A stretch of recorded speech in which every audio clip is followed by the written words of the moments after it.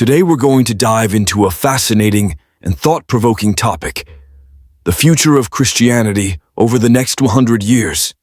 Now, let me be clear. This is not what I want to happen, but rather what I believe will happen, whether I like it or not. As the world continues to evolve at a rapid pace, Christianity, just like any other institution, will face significant challenges and transformations. The question is, what does the future hold for its followers? In the next few minutes, we're going to take a deep dive into the direction Christianity might take in the coming century. We'll explore the three main branches of Christianity: Protestantism, Catholicism, and Eastern Orthodoxy, and analyze the trends that are shaping their paths. But this isn't just about predictions. We'll also be asking important questions. How will each group respond to the ever-changing cultural, political, and technological landscape? And what impact will these shifts have on their followers, both spiritually and socially? I'm not here to paint a rosy picture or offer a doomsday scenario, but instead to explore the potential futures that await these religious groups and to critically examine the implications for believers worldwide. This journey will take us through historical patterns, current movements, and emerging ideologies that are reshaping the church as we know it. From the rise of political divides in Protestant communities to the conservative resurgence in Catholicism, we'll look at how each branch is navigating these turbulent waters. Are we witnessing the slow decline of traditional Christianity, or will a new era of faith emerge, shaped by the forces of technology, culture, and politics? How will the next generation of believers reconcile their faith with the demands of the modern world? These are the questions we'll explore in this video. So, stay with me as we uncover what the future holds for Christianity, what it might look like in the next 100 years, and how it will continue to impact lives and societies around the globe. Let's jump right in. Throughout the history of Christianity, we have witnessed divisions based on theology. The Protestant movement itself, born out of a theological dispute, has splintered into numerous groups: Anglicans, Methodists, Baptists, Lutherans, and the Reformed tradition, to name a few. These theological distinctions were once the primary source of conflict and identity within the Protestant community. In the 21st century, however, the landscape of Protestantism is shifting. The theological boundaries that once defined the movement are now being overshadowed by a much more powerful force: politics. As the world becomes increasingly polarized, we are seeing Protestant groups in the United States and around the world split along political lines more than theological ones. This political divide is no longer a mere subtext in the church. It is the defining feature of many communities. The question we must ask is, how did we get here, and what does it mean for the future of Protestantism? On one side of the spectrum, we have what could be described as the left wing of Protestantism. This group embraces the modern sexual revolution, including issues surrounding LGBTQ+ rights, transgender rights, and the Black Lives Matter (BLM) movement. These groups see the church's mission as advocating for social justice, equality, and progressive values. They are pushing for the church to adapt to the modern world, embracing the same cultural shifts that are sweeping through secular society. The rise of these progressive churches signals a seismic shift in Protestantism, a shift away from traditional theological stances in favor of a more fluid, politically active faith. In the middle, we find the centrist Protestants. This group tries to strike a balance between maintaining traditional Christian values while being open to some of the social changes brought about by modernity. While they still uphold traditional views on marriage and family, they might find themselves more open to acknowledging and accepting LGBTQ+ individuals, though perhaps not fully embracing same-sex marriage or other LGBTQ+ issues. This middle ground is where a significant number of Protestant churches, especially megachurches, find themselves. They want to stay relevant in a rapidly changing world while holding on to some semblance of orthodoxy. But the question remains, how long can these churches keep walking this tightrope without alienating either side? On the far right, we have the conservative wing of Protestantism, which rejects the sexual revolution and feminist ideologies.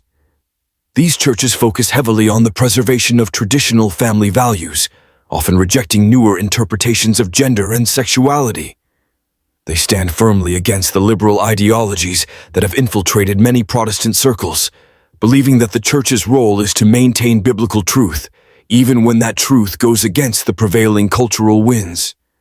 For these groups, the preservation of theological orthodoxy is intertwined with their political stances. They view their faith as a defense against what they perceive as the moral decline of society. This growing political division presents a challenge for Protestantism in America. Historically, theological divisions were the defining feature of Protestant denominations. But today, it seems that one's political allegiance is becoming more important than one's theological beliefs. As the left-leaning churches embrace progressive politics and social causes, while the right-wing churches double down on conservative ideologies, the question arises, can these divisions be reconciled? Or is this the beginning of an even greater fragmentation within the Protestant community? The future of Protestantism looks increasingly like a battleground of ideologies. The lines are being drawn not around scripture or theology, but around political affiliation and cultural values. This creates a complex and confusing landscape for believers who now find themselves caught between their faith and the ever-growing influence of politics on their spiritual lives. It's a reality that many are struggling to navigate, and one that will continue to shape the church in the decades to come. While Protestantism faces deepening divisions, Catholicism appears poised for a more promising future. After the liberalization movements of the 1960s, when the Catholic Church began aligning itself with progressive trends, we are now witnessing a revival of more conservative values, particularly among younger generations. This shift towards conservatism, reflected in the increasing popularity of the Latin Mass and traditional gender roles, signals a broader transformation within the Church. In the face of modernity and rapid social changes, Catholicism is finding strength in its tradition. The post-Vatican II era saw the Catholic Church adopt many progressive stances, reaching out to a rapidly evolving society. Changes in liturgy, the rise of ecumenical movements, and greater acceptance of secular culture characterized much of this period. However, as the years have passed, these shifts have begun to face scrutiny and even resistance. Younger Catholics, in particular, are turning back to the Church's rich, traditional roots, rejecting the more liberalized elements that dominated in the 20th century. A significant number of young priests are now staunch defenders of the Church's traditional teachings, including support for the Latin Mass and a return to classical liturgical practices. This return to traditionalism, in my view, signals a powerful future for Catholicism. The younger generation is increasingly disillusioned by the compromises and concessions made during the mid-20th century, and they are yearning for a faith that is steadfast, timeless, and unyielding in its commitment to core principles. This is not just a theological shift, it is a cultural resurgence. Catholicism, as a powerful religious and cultural institution, is rediscovering its roots, aligning itself more closely with its historical identity. Yet, while this conservative movement offers a sense of stability, it also poses challenges. The more the Church embraces traditional values, the more it risks alienating itself from the broader intellectual and academic world. In an era of globalization and rapid technological advancement, the Church's engagement with the intellectual community will become even more crucial. Catholicism has long had a unique position in academia, influencing intellectual discourse and the arts. However, as the Church gravitates towards more conservative, sometimes isolationist positions. It may find itself distanced from the secular institutions that have historically fostered dialogue between faith and reason. The rise of conservative Catholicism is a complex phenomenon. On one hand, it strengthens the Church's spiritual and cultural foundations. On the other hand, it threatens to diminish the Church's role as an intellectual leader in a world where academic and cultural engagement are vital to its global influence. The Church's challenge will be to maintain its core teachings while ensuring it remains a relevant force in the ever-changing landscape of global knowledge and social progress. Looking ahead, Catholicism will likely continue to grow more conservative, especially in the context of a world where cultural and religious conflicts are intensifying. However, it must find a way to balance its traditional values with a need for dialogue and engagement with the modern world. If it can do so, Catholicism's future will not only be secure, but will also serve as a beacon of spiritual and intellectual authority in a complex and rapidly evolving global society. One of the most intriguing and rapidly emerging trends in global Christianity is the increasing number of Western converts to Eastern Orthodoxy. Historically, Eastern Orthodoxy was predominantly a religion for the peoples of Eastern Europe and the Middle East. The Orthodox Church has long been centered in countries like Russia, Greece, and Serbia, with its roots firmly planted in the traditions and cultures of those regions. However, the rise of the Internet and the increased global exchange of ideas have opened new doors for people from the West to explore this ancient form of Christianity. This influx of Western converts into Eastern Orthodoxy is both a product of curiosity and a deep desire for spiritual authenticity. Many of these converts, coming from evangelical or Protestant backgrounds, are drawn to the Orthodox Church's rich liturgical practices, its deep theological tradition, and its steadfast commitment to ancient Christian teachings. Unlike the more liberal trends in Western Christianity, Eastern Orthodoxy offers a sense of continuity with the early Church, a connection to centuries-old traditions that remain largely unchanged. This appeal to tradition resonates deeply with those who are disillusioned with the contemporary, more fragmented approaches to Christianity that have become increasingly common in the West. What is particularly striking about this movement is the way these converts are bringing with them a distinct evangelical mindset. The evangelical background of many converts often influences their approach to orthodoxy, particularly in terms of evangelism. Whereas traditional Orthodox communities have historically been more insular, focusing primarily on the preservation of their own faith and cultural heritage, these Western converts tend to emphasize the importance of spreading the Orthodox message, much like their evangelical roots. This creates an interesting dynamic within the Orthodox community, one that is often at odds with the more reserved and traditional practices of the older Orthodox faithful, who have historically placed less emphasis on evangelism and external outreach. This tension between the traditional Eastern Orthodox faithful and the Western converts is a significant and evolving challenge. On one hand, the converts bring new energy and a fresh sense of mission to the Church. Their passion for evangelism and their eagerness to share the Orthodox faith could potentially breathe new life into communities that have often been seen as insular or even disconnected from the broader world. On the other hand, this shift towards a more active, mission-driven orthodoxy may cause friction with long-standing members who feel that the purity of the faith should be preserved without the distractions of modern agendas or contemporary pressures.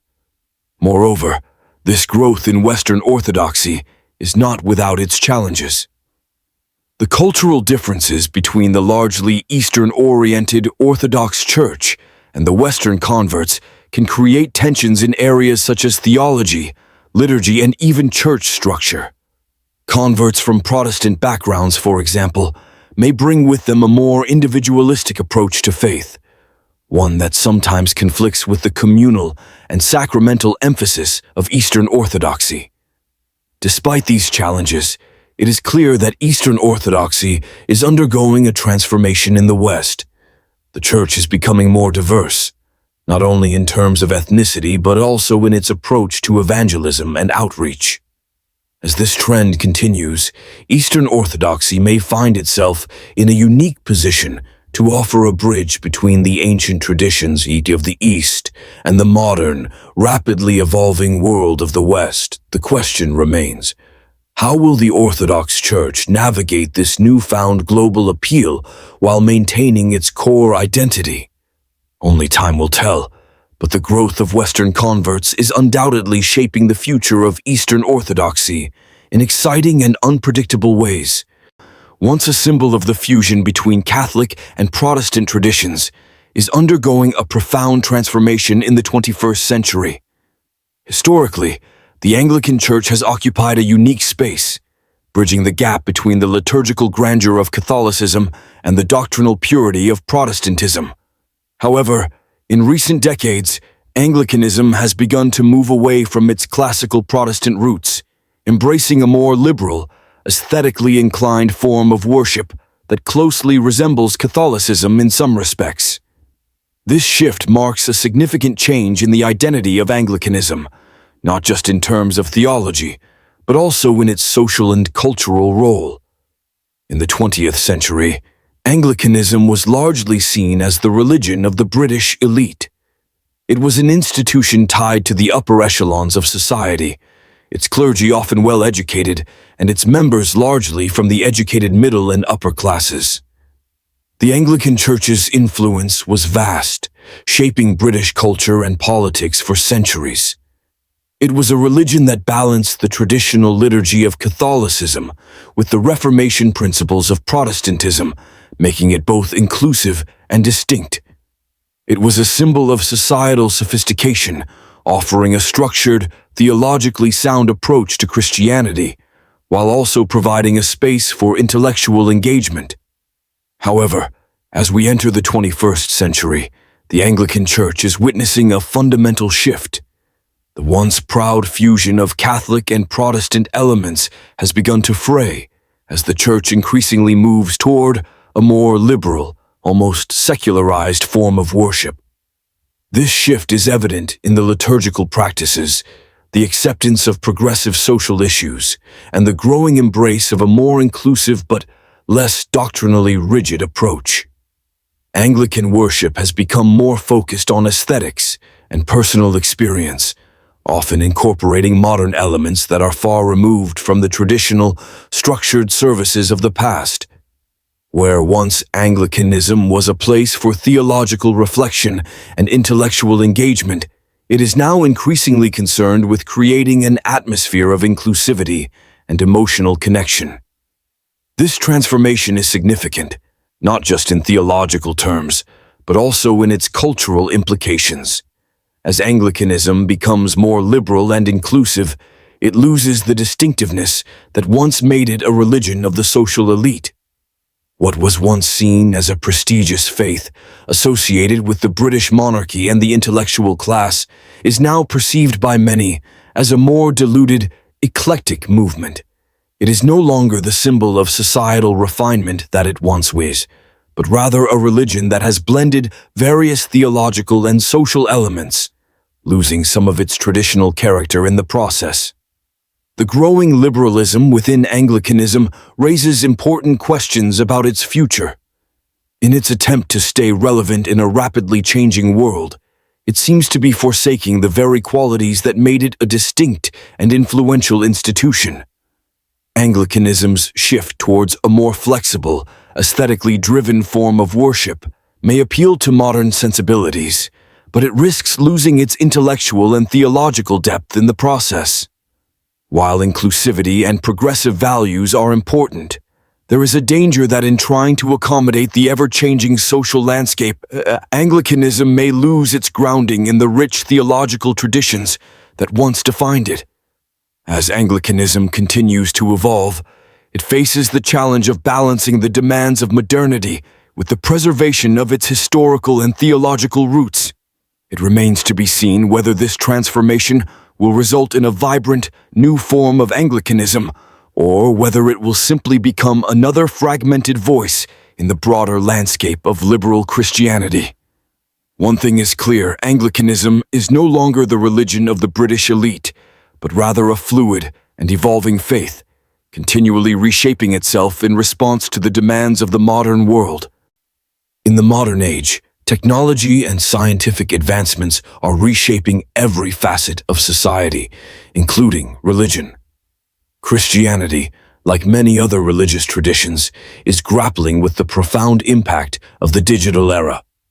The widespread use of the internet, social media platforms, and streaming services has fundamentally altered the way religious practices are carried out, communicated, and experienced. Online evangelism, live-streamed church services, and virtual communities are transforming the way believers connect with their faith, and yet, this digital revolution brings with it a host of theological and existential challenges that Christianity must confront. One of the most significant shifts is the ease with which the message of the gospel can be spread through digital platforms. Churches now have the ability to reach millions of people around the world in real time. The internet allows a church service to transcend geographical boundaries, enabling believers from remote corners of the globe to participate in worship from the comfort of their homes. The convenience and accessibility of online worship services, Bible studies, and prayer meetings have made Christianity more inclusive, offering an opportunity for spiritual nourishment to those who otherwise might be excluded from traditional religious practices due to physical, social, or economic constraints. However, this digital revolution in religious practice also raises critical questions about the authenticity and authority of religious experiences. The traditional church service, with its face-to-face interaction, sacramental rituals, and communal sense of fellowship, offers a deeply rooted, embodied experience of worship. Can these deeply personal and sacred moments of connection be replicated in a virtual environment? The theological implications are significant. Christianity has always emphasized the importance of community, the body of believers coming together in physical space to share in the sacraments, engage in communal prayer, and support one another in the faith. Can this communal aspect of Christianity truly be experienced in an online world where interactions often feel more transactional and less relational? Furthermore, the vast expanse of information available online presents another challenge. The internet has democratized religious discourse, but it has also fragmented it. While this allows for a broad range of theological perspectives to be shared, it also means that misinformation, misinterpretation, and heretical ideas can spread just as easily as legitimate teachings. The authority of traditional religious institutions is under challenge, as anyone with access to a camera or a platform can now claim to speak with divine authority. What does it mean for the Church when its message is no longer controlled or interpreted by clergy and theologians, but is instead available for anyone to broadcast and interpret? As technology advances, another pressing concern arises: the growing disconnection between people and the physical act of worship. As more people turn to digital platforms, church attendance continues to decline. The digital age offers instant gratification, convenience, and comfort. But can it replace the deep, spiritual engagement that comes from physically being present in a sacred space, sharing the Eucharist, and participating in the communal life of the Church? The human longing for transcendence, connection, and ritual may become further diluted in an environment that often prioritizes efficiency and individualism over communal engagement and spiritual depth. The question Christianity must grapple with is whether it can maintain its spiritual authority and social influence in a world that is increasingly mediated by technology. While online worship offers numerous benefits, it cannot fully replace the embodied experience of living out one's faith in the community of believers. Christianity, in its essence, has always been a lived faith, deeply rooted in tradition and communal practice. The challenge for the Church is to navigate the technological advancements of the 21st century while holding steadfast to the timeless truths that have defined Christianity for 2 millennia. The digital age is not something to fear or resist, but it is an invitation for Christianity to evolve. It is an opportunity to bring the message of Christ into new spaces, to innovate in how we share the gospel, and to create new forms of community. However, this must be done with caution, ensuring that the core essence of Christian faith, its depth, its relationality, and its sacramentality, is not lost in the process. As Christianity moves forward in the digital age, it must strive to balance the convenience of technology with the spiritual richness of embodied, community-based worship. The challenge lies in finding the right equilibrium between the virtual and the P. The future of Christianity in the next 100 years is a complex and challenging story, filled with both trials and opportunities. The Church stands at a crossroads, facing unprecedented transformations brought about by technology, social changes, and political shifts. However, despite these formidable challenges, I believe that the groups within Christianity that hold steadfast to traditional values will likely have the greatest opportunity to thrive in the coming century.